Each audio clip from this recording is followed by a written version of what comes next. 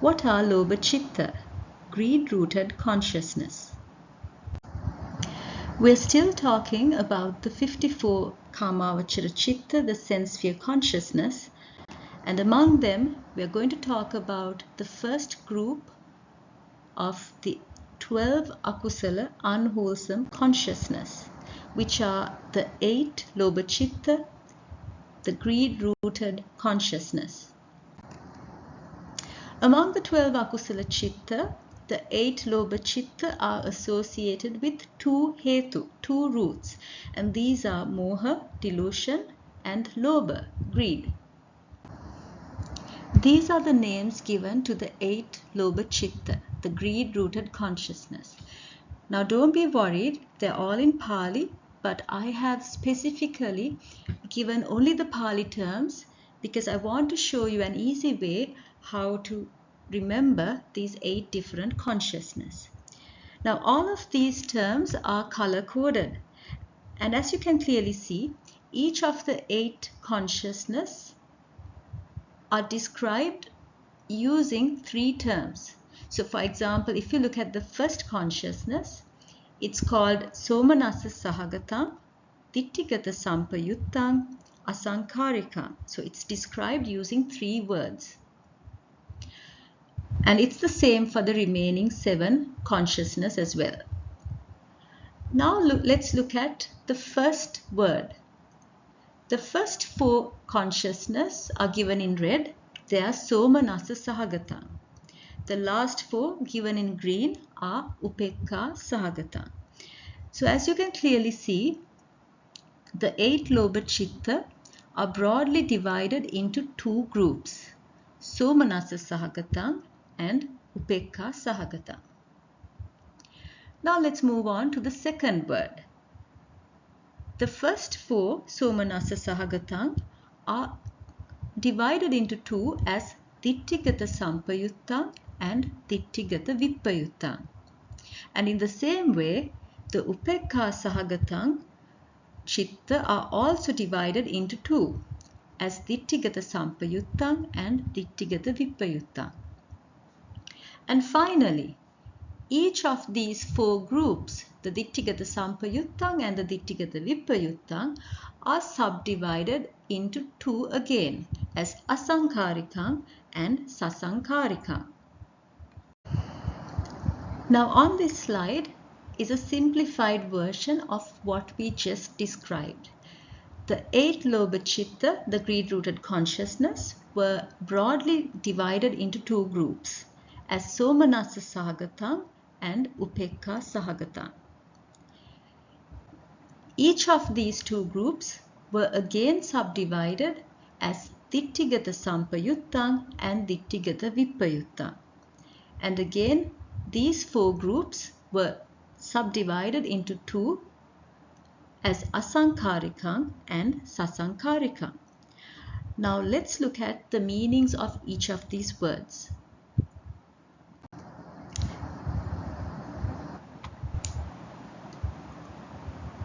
The word somanassa sahagatam means accompanied by joy. The word upekka sahagatam means accompanied by equanimity. So the first principle of dichotomization is on the basis of the feeling that is accompanying this citta. The next word, ditthigata sampayuttam, means associated with wrong view. Ditthigata vippayuttam means dissociated from wrong view. Now here the principle of dichotomization is the presence or absence of wrong view. And finally, the words asankarikam and sasankarikam. Asankarikam means unprompted and sasankarikam means prompted. Given on this slide are the 3 principles of dichotomization. And as we mentioned, the first principle is the concomitant feeling, Vedana, whether the consciousness was accompanied by somanassa, joy, or upekka, equanimity. The second principle, the presence or absence of wrong view, ditti. And finally, the third principle, whether the consciousness was asaṅkārikam, prompted, or sasaṅkārikam, unprompted. The concomitant feeling, Vedana. Vedana is a universal mental factor. It is a sabba citta sadharana cetasika. This means that every consciousness is accompanied by some sort of feeling, some Vedana. The Vedana may be bodily, may be something physical, or it may be mental. Vedana may be pleasant, painful, or neutral. The word somanassa refers to the pleasant mental feeling. And the word sahagata means accompanies. So when we put the two words somanassa and sahagata together, we get the meaning accompanied by joy. Upekha, on the other hand, refers to a neutral feeling. It's neither painful nor pleasant, and it's also termed as adukkama sukha, adukkam asukham, making it combined as adukkama sukha. And upekha sahagata means accompanied by equanimity. The second principle of dichotomization was whether the consciousness had ditti or whether it did not have ditti. So the presence or absence of wrong view. Dittigata sampayuttam. The word sampayuttam means associated with. So when we combine the two, dittigata and sampayuttam, we get the meaning associated with wrong view. Vipayuttam means dissociated from. Therefore, when we combine the two words, dittigata vipayuttam, we get the meaning dissociated from wrong view. And there are many kinds of wrong view, and we will talk about these different forms at greater length when we talk about the mental factor of ditti. We now come to the final principle of dichotomization, presence or absence of saṅkhara, prompting. The word saṅkhara means prompting or inducement. Prompting may be internal, generated from one's own mind, or it may be imposed by someone else, someone external, and that prompt may be bodily or verbal. So the word asaṅkārikam means unprompted. It means that consciousness arises spontaneously without any form of prompting. The word sasaṅkārikam means prompted and arises with prompting. It may be internal, generated within one's own mind, or external due to prompting by somebody else. So an example for sasaṅkārikam arising from within oneself is, we'll take the example of somebody who's about to steal something. So this person who's about to steal something has doubts about it. He's not really clear whether he should or should not steal, but he thinks several times, he plans it, and then he finally decides, no, I'm going to steal it. So there he motivates himself. So the prompt was a mental prompt that generated within his own self.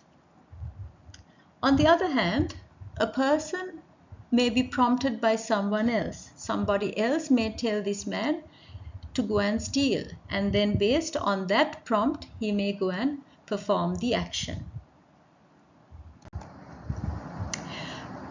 We will now look at a few examples to try and understand the instances when each of these consciousness arise. We'll take the example of a boy who is about to steal a book. Now this boy hears about his favorite book being acquired recently by the library, and he really has been wanting to possess this book. So he thinks that he should go and get it. Now he doesn't believe that stealing is a wrong deed. He thinks it's his right to go and get this book. So he goes to the library and he steals the book. It was a spontaneous act and nobody prompted him. So the boy was very happy when he heard about this book, and it's through this happy sort of consciousness that he stole the book. So it was a somanassa sahagata, accompanied by joy. At the same time, he had a wrong view. He believed that stealing is not a wrong deed. Therefore, the consciousness was a ditthigata sampayutta, associated with wrong view. And it was unprompted. Nobody forced him to do it. It was a spontaneous act. So it was asaṅkārika. Now, the same boy, this time he has a doubt whether or not to steal the book. And his friend says, hey, you've been waiting to get your hands on this book. Why don't you go and take it? So he goes to the library and he steals the book. So now the only difference between the two instances is the presence or absence of prompting. And this was a prompted consciousness, a sasaṅkārikam citta. Now another example. A man steals a gold necklace. Now here the situation is a little different. He knows that stealing is wrong. However, he really wants to steal this necklace, and he has a lot of joy in his mind because he knows once he gets his hands on this necklace, he's going to be a rich man. So the consciousness is somanassa sahagata. Ditthigata vippayutta, because he did not have a wrong view. It was dissociated from wrong view. And it was spontaneous. It was unprompted. So asaṅkārika.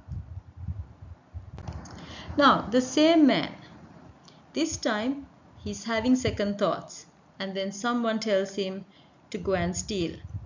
So this time the difference is it is a somanassa sahagatam ditthigata vippayuttam citta. However, it was prompted, sasaṅkārikam.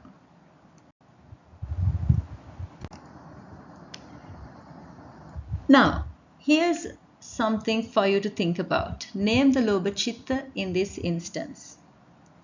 We have Robin Hood here, and Robin Hood is, well, he's feeling neutral, he's feeling equanimous, and he thinks it's all right to take the excess from the rich and distribute it among the poor.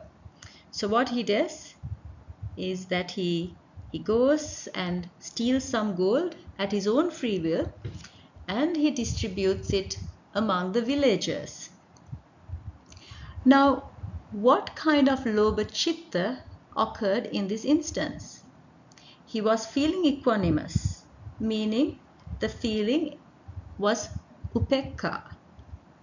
So it's a upekkha sahagata citta.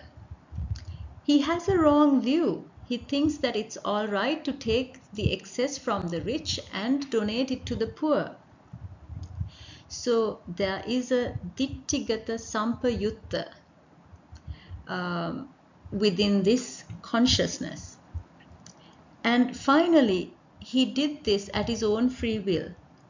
There's no prompting involved. It was asaṅkārikam. It was unprompted. So the citta that he generated was an upekkha sahagatam ditthigata sampayuttam asaṅkārikam, a consciousness accompanied by equanimity, associated with wrong view, unprompted. In our next lesson, we will learn how to correlate the 8 lobha citta the consciousness rooted in greed, with the dasa akusala kamapatha, unwholesome courses of action.